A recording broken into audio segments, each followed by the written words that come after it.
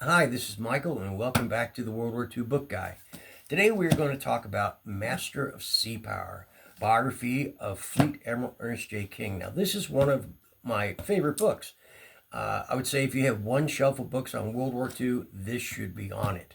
Now, it was written by Thomas Buell, who was a naval officer himself, and also a naval historian. He also wrote another great book, The Quiet Warrior, which is a biography of Admiral Raymond Spruance. The book's big, it is well written, it's thorough, it's balanced, and it's readable.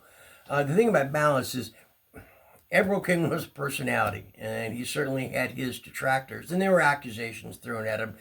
Personal conduct, being kind of a rude guy, kind of a bully, also that he drank too much and he was a womanizer. Okay, that's all in there. I don't think that detracts from the importance of his role or the brilliance of him as an admiral, but Buell does a good job of making sure that those things aren't forgotten. Now, so his career, we cover his whole career. So he was in the Navy, joined the Navy, Naval Academy, got it in 1901. Was spent his early career mostly in surface ships, although he spent some time in submarines. In 1927, seeing the future, he went to Naval Aviator School and won his wings. Now, people who are critics of King say he was really never a true naval aviator because he got it at such an advanced age. But I would argue that Halsey, who people think is a great naval aviator, didn't get his till he was 52. Anyway, by 1939, his career kind of eclipsed. He was part of putting what's called the General Board, which is just a place for admirals to go and wait out their time till retirement. With the coming of World War II in 1939, he was rescued from that by Chief of Naval Operations Admiral Stark and put in charge of the Atlantic Fleet. Now, that was a great place to be on the day that Pearl Harbor was attacked. His peer, Admiral Kimmel, in charge of the Pacific Fleet, was, of course, the principal scapegoat for Pearl Harbor. And Stark, as Chief of Naval Operations, did not avoid his share in that as well. He ended up being shifted off to command U.S. European naval forces, which is, from a naval standpoint, a subsidiary campaign.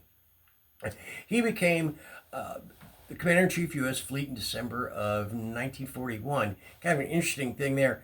The acronym was CINCUS, which, if you read it, is Sink Us. He did not like that, so he changed it to COMINCH, Commander-in-Chief. He was also had the dual role of Chief of Naval Operations. Now, in that role, he participated in the American Chiefs of Staff. So his peer on the Army side was Marshal Hap Arnold, while an Army officer was in charge of the air power. And then Leahy, who was a retired admiral, was also on there as the president's personal representative.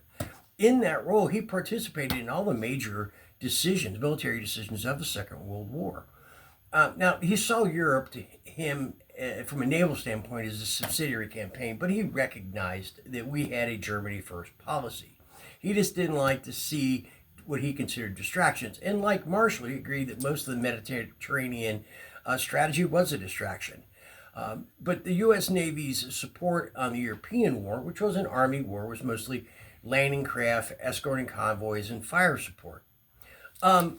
So he really focused on the U.S. Navy and getting the forces that we needed built, trained, and in place to fight the Japanese.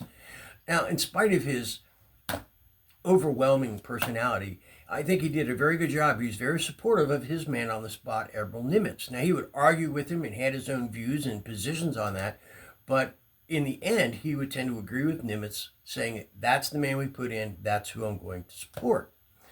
Now, he had a lot of detractors, and there were a lot of interesting comments made about Admiral King. There was a diary entry that Eisenhower wrote in 1942 where he said that one thing that might help us win this war is to get someone to shoot King.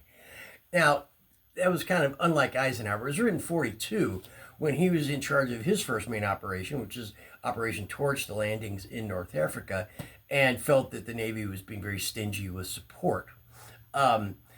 FDR said he believed that the man shaved with a blowtorch. One British observer said the only group he distrusts more than the British Navy is the United States Army. One of his own daughters said he was the most even-tempered man I ever met. He was always angry. But all in all, he was a brilliant naval commander who could see the larger picture, pick the right people, support those people, and help us win the war. And the book itself, I have nothing but good things to say about it. I think you can find a copy of it. I think you should. But that's it on this one. So for the next book we're going to cover, this is what I consider to be a strategic memoir. We're going to do a tactical memoir. And this is Tigers in the Mud, which is the combat history of German Panzer Commander Otto Karius, one of the highest scoring German tank aces of the Second World War. But, okay, until then, this is Michael, the World War II book guy, out here.